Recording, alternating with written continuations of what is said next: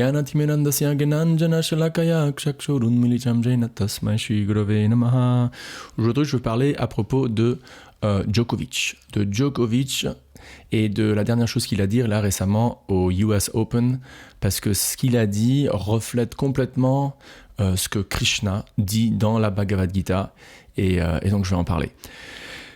Le contexte. D'abord, il faut savoir que Djokovic, ça fait déjà quelques années qu'il est vegan, donc bon, c'est quand même beaucoup plus proche d'une conception non violente au niveau de sa diète que d'être carnivore, et c'est beaucoup plus proche des enseignements de Krishna dans la Bhagavad Gita, qui après tout, dans le 9e chapitre, versets 26 ou 27, dit au monde qu'il faut lui offrir avec dévotion des mets végétariens ou véganes, c'est-à-dire pas de viande, quoi. Patram, pushpam, phalam, toyam, offre-moi de l'eau, une fleur, une plante, une feuille, avec amour et je l'accepterai.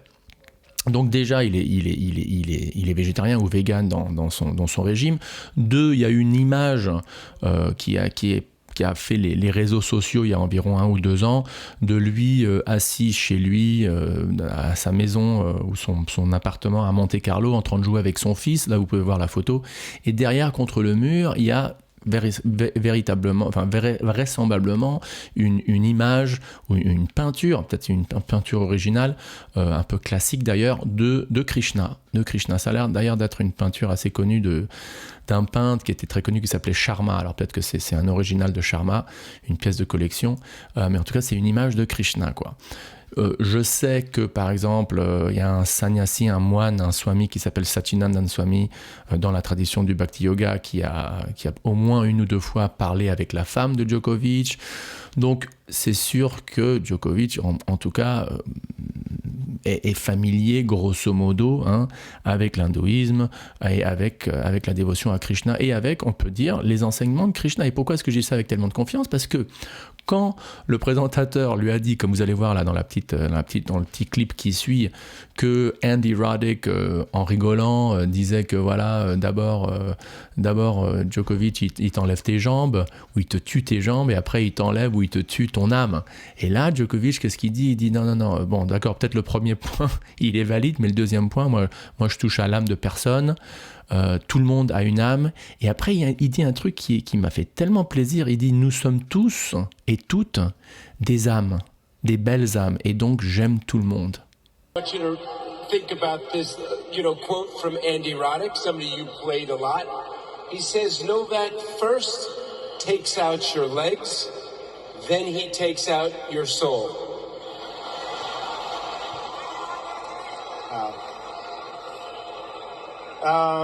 Thanks, Andy. I take that as a compliment. Only the first part. The second part, I don't take anybody's soul. Everyone has their soul. We are all beautiful souls, so I appreciate everyone. Et ça, mes amis, ça vient directement, enfin ça se trouve, peut-être que ça se trouve dans d'autres textes, et sans doute, bien sûr, mais en tout cas, ça se trouve sans aucun doute au début du 2e chapitre de la Bhagavad Gita, où Krishna dit Nadvevaham jatunasam natvam neme janadipa nachevana bhavishyami sarveva yamatakparam, que il n'y a jamais eu une époque où moi, ni toi, ni tous ces rois sur le champ de bataille, nous n'existions. Et dans le futur, nous allons continuer à exister. Il n'y aura jamais un moment où nous cesserions d'exister. En d'autres mots, ce verset établit d'abord l'éternalité de l'âme, mais 2, la pluralité des âmes éternelles. C'est-à-dire que c'est pas le truc typique Advaita Vedanta ou non-duel, où voilà, après la mort on devient tous un. Dire Djokovic, il aurait très bien pu dire ah non, mais de toute façon je touche pas à l'âme de personne, parce que ultimement on est tous un, on est tous une âme divine, et on est tous un. Non, lui il dit nous sommes tous, donc c'est une individualité au pluriel, nous sommes tous des âmes. Nous sommes tous des âmes. Et donc, puisque l'âme par définition est éternelle, donc il est en train de dire nous sommes tous éternels, et en tant qu'âme, nous sommes tous très beaux, très belles, parce que chaque âme est merveilleusement belle, par définition, et donc j'aime tout le monde. Mais c'est profond, ça, c'est profond, c'est génial. Je veux dire, c'est magnifique. J'appréciais déjà Djokovic, pas parce qu'il avait cette image de Krishna chez lui, parce qu'il est non violent dans sa manière de manger. Mais là, franchement, j'ai un respect qui se multiplie par 1000 après avoir entendu ça, quoi. Et donc, qu'est-ce que ça veut dire ? Ça veut dire que graduellement, doucement mais sûrement, les enseignements de Krishna, de l'hindouisme en général, mais je dirais, bon, pourquoi pas, les enseignements de Krishna s'infiltrent de plus en plus dans la société, dans les mœurs sociétales, si on peut dire, et dans la conscience collective de tout un chacun. Et donc maintenant, par exemple, en 2021, c'est normal, c'est cool de dire, par exemple, devant tout le monde que... excusez-moi, là, il n'y a plus de...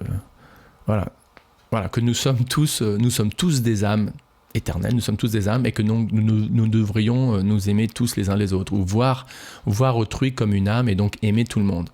Vraiment, chapeau. Donc, chapeau à Djokovic pour ça. Et ça me fait trop plaisir. Et vous aussi, vous devriez être content d'entendre des trucs comme ça, quoi. Merci d'avoir regardé. À la prochaine fois. Merci encore. Om Tat Sat. 1, 2, 3, 4